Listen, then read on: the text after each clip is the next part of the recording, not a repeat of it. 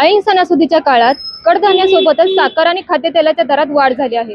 त्यामुळे सर्वसामान्यांचे बजेट कोलमडले आहे. या दरवाढीचा फटका नेमका कोणाकोणाला बसतो हे जाणून घेऊया या व्हिडिओच्या माध्यमातून.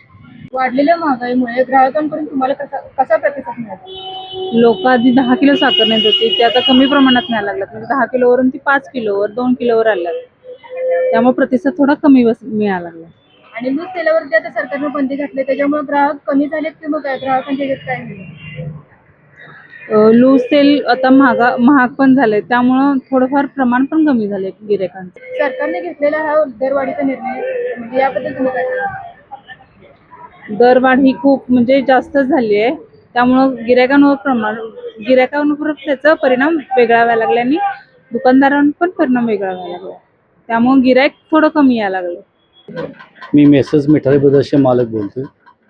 गेल्या काही दिवसात कडधान्य, साखर आणि खाद्यतेलाच्या खरेदी दरात किती बदल झाला? कडधान्यामध्ये फारसा नाही, पण साखरेमध्ये जे ह्या 8 दिवसात 20 रुपये वाढलेले आहे.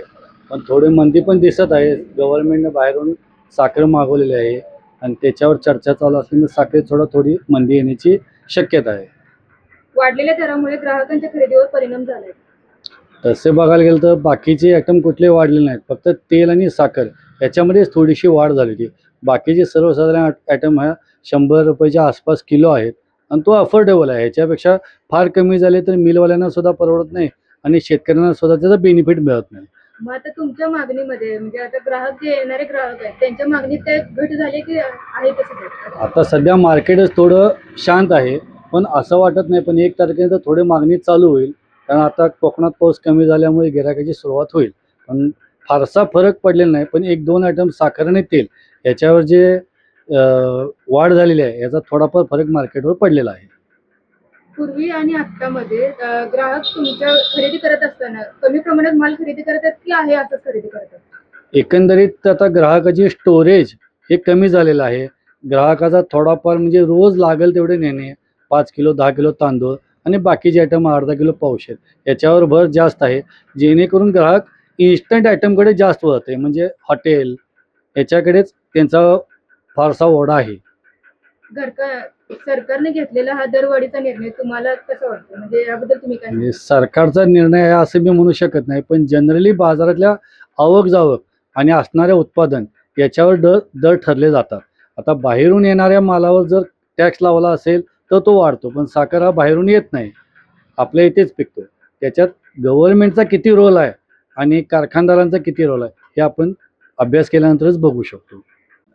या 15 दिवसामध्ये खाद्यतेल, साखरेनं किलो मागे 25 ते 30 रुपयाची उसळी मारली. तेल किलो मागे 20 रुपये तेल वाढलं. ग्राहकाला इतका त्रास व्हायला लागलेला आहे, त्याचं बजेट कोलमडतं आहे. ग्राहकाला विनाकारण ह्या साखरेवरती विनाकारण त्याच्यावर तो बोजा पडत आहे. तेलाचे दर वाढलेले आहेत, तांदळाचे दर प्रचंड वाढलेले आहेत. सगळ्या गोष्टीमध्ये जर तुम्ही बघितलं तर सरासरी साखर वाढल्यामुळं तेल तांदूळ वाढल्यामुळं बाकीचे सगळे रेट साखरेवरती अवलंबून असणाऱ्या सगळ्या वस्तू महाग होत आहेत. गुळ महाग झालेला आहे. आता येणारे सगळे सण, श्रावण आहे, गणपती आहे, दसरा, दिवाळी, ह्या सणासुदीला लोकांना जास्त प्रमाणात साखर लागते, तेल लागते. घरामध्ये मोठ्या प्रमाणात सण साजरे करण्याची पद्धत ही परंपरेनुसार फार मोठी आहे आणि ह्या परंपरेच्या परिस्थितीमध्ये सरकारनं याच्यावरती नियंत्रण कुठलंही नाही आणि नियंत्रण नसताना रेट वाढलेत. सरकारनं ह्यावर बाबतीत लक्ष घालावं आणि सर्वसामान्य लोकांना दिलासा द्यावा. ग्राहकांकडून तुम्हाला कसा प्रतिसाद मिळत आहे वाढत्या महागाईमुळे ग्राहकाचं बजेट कोलमडतं आहे आणि इथं ग्राहक आमच्याकडे माल घेतला, बिल केलं की त्याचे बजेट एवढं वाढलेलं असतं, ते परत माल सगळा निम्मा करून घेते. हे ग्राहकाची पण फार कुचंबणा होते. मध्यमवर्गीयांना तर तेवढेच पगार तेवढंच, आणि त्यामध्ये सगळं बजेट बसवायचं म्हटलं तर त्या लोकांचं फार हाल होतं आहे. याबाबत सरकारनं विचार करण्याची वेळ आहे. साखरेचे दर वाढल्यामुळं चहाचे दर आम्ही वाढवले, त्याच्यामुळे कस्टमर आमचे कमी झाले आहेत. म्हणजे 2 टाईम घेते, 2 घेत होते ते तर 4 घेते तर 2च घेत होतो. त्याच्यामुळे आता साखर दर वाढले, दूध दर वाढले. दूध 72 रुपये झाले, साखर 80 रुपये झाली, पावडर आहे 150-150 रुपये. कसे परवडणार कसं त्यांना? आणि आम्ही वाढवलं की आम्हाला म्हणते की ग्राहक एवढं का दर वाढलेत, मग आम्ही आता कस्टमर कसं करायचं? ते आता सरकारनं सांगायला पाहिजे काय करायचं ते. सगळं कमी करून द्यायला पाहिजे. सरकारने आता लूज तेलावरती बंदी घातली, याबद्दल तुम्हाला काय वाटतं? म्हणजे त्यामुळे येणाऱ्या ग्राहकांवर काय परिणाम झालाय का तुमचा? नाही नाही, आता ग्राहकाने एक्सेप्ट केलेलं आहे, कारण लूज तेलामध्ये थोडी भेसळ मिक्स असल्यामुळे त्यांनी सरकारने बंदच केलेलं आहे आणि पॅकिंगचं ते घ्यायला चालू केलेलंच आहे त्यांनी. त्यामुळे तसं काय ग्राहकांनी ते सगळं एक्सेप्ट केलेलं आहे. सरकारने घेतलेला निर्णय हा योग्य आहे का असं तुम्हाला वाटतं? हा योग्य आहे. जे काय भेसळीचं असेल ते बंद झालं ते बरं झालं ना. शेवटी आरोग्याचा प्रश्न आहे प्रत्येकाचे, त्यामुळे प्रत्येकाने जे केलं ते योग्यच केलं. सगळं महाग झाले, काय लोकांनी खायचं काय लोकांनी किती भरपूर महाग करून ठेवले. काय कसं जगायचं गोरगरिबाने, हातावरल्या पोटावरल्या लोकांनी काय खायचं, कसं जगायचं? समजा एक मुलगा आणि नवरा मेलेला असला तर त्या बाईनं कसं जगायचं, हा प्रश्न आहे की नाही. एखाद्या घरात 2 मुलं आहेत, एक बायको आहे, तिचा नवरा मेलाय, त्या बाईनं काय करायचं? पोराचं शिक्षण बघायचं का, ते परपंच बघायचा, महागाई असली, कसं पोट भरायचं? साखर आता 80 रुपये किलो साखर झाली, 120 रुपये चहापूड झाल्या पाव किलो. कसं आणायचं, कसं खायचं, कसं जगायचं? कोणत्या वस्तूंची तुम्ही खरेदी करायचं टाळलंय का मग आता? टाळे थोडं कसं ना घ्यायला पाहिजेच की, टाळून कसं चालेल? जे लागतंय ते घरात वस्तू आणायही लागणार. आपण अर्धा किलो आणायची तर 10-12 पावशेर आणून खातोय, काय करणार? इलाज नाही. सरकारने महागाईचा निर्णय घेतला, हे योग्य वाटतं की तुम्हाला अयोग्य वाटतं? काय योग्य वाटले? योग्य आहे हे, योग्य नाही आहे हे. किती महागाई आहे बघा, बघू कसं योग्य होईल?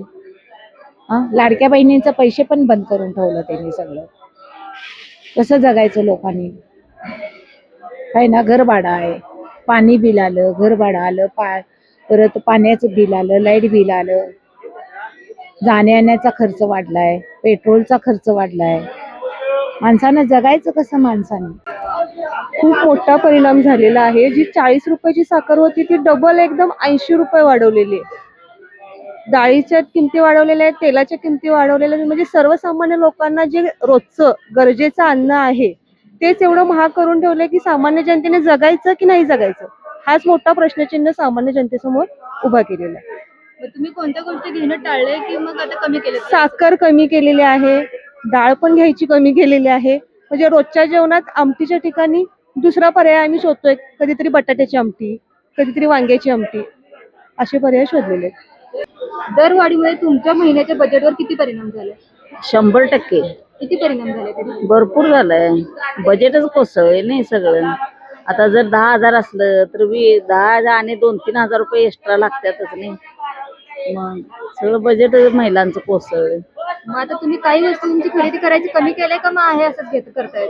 आता सगळ्या गरजेच्याच वस्तू आहेत ना आपल्याला. कुठलंच काय असं म्हणजे न घेता परवडते? घरात मोहरी सुद्धा फोडणीला न घालता आमटी चांगली लागते का? मग तशा प्रकारे सगळ्या वस्तू गरजेच्याच आहेत नाही. सरकारने घेतलेला महागाईचा निर्णय, तुम्हाला याबद्दल काय वाटतं? काय सरकारनं त्यांना कळायला पाहिजे नाही महागाई कुठपर्यंत गेली. पेट्रोलचे दर वाढले, गॅसचे दर वाढले, नाव खाद्यपदार्थाचे दर वाढले, तेल महाग झालं, साखर तरी आता 65 रुपये झाली. गोरगरिबांचं एक मध्यवर्ग याचं ठीक आहे, गोरगरिबांनी काय करायचं? आमच्या घर खर्चाच्या बजेटवर लई परिणाम झालाय. सगळी महागाई वाढल्यामुळे आम्ही पण गोरगरीब मिळून खाणारी लोक खर्च भागायचं मुश्किल झालं. घरचा खर्च भागायचं मुश्किल आहे. आम्ही भाड्याच्या घरात राहतोय, आम्हाला सगळं हे परवडत नाही. तर अशा प्रकारे आपण जाणून घेतलं वाढत्या दरवाढीचा फटका गृहिणींच्या बजेटवर पडलेला आपल्याला पाहायला मिळतोय. कॅमेरामन केतन खाडेसह मी अमृता बुगले, तारा न्यूज कोल्हापूर.